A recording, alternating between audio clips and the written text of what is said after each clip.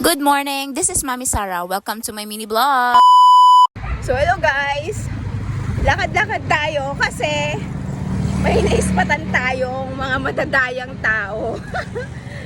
So tingnan natin sila, kung nandito talaga sila.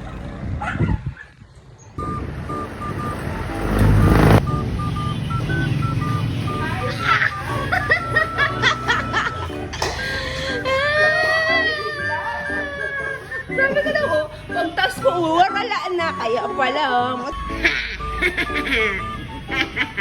Nahold up ka din. Thank you so much. It looks yummy, you know. Thank you. Patuloy din. Ewan.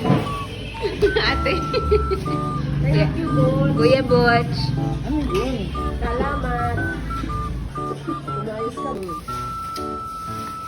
Pang reels.